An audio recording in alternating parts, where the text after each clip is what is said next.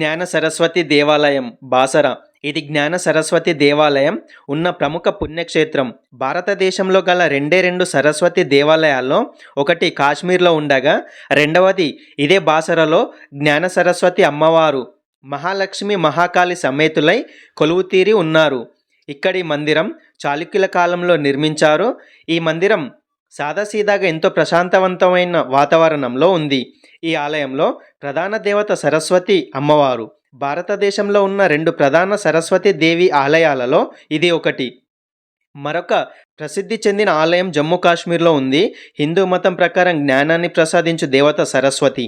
పెద్దలు తమ పిల్లలకు మొదటిసారి అక్షరాలను నేర్పించే కార్యక్రమాన్ని ఒక వేడుకలా నిర్వహిస్తారు. ఈ కార్యక్రమాన్ని అక్షరాభ్యాసం అంటారు.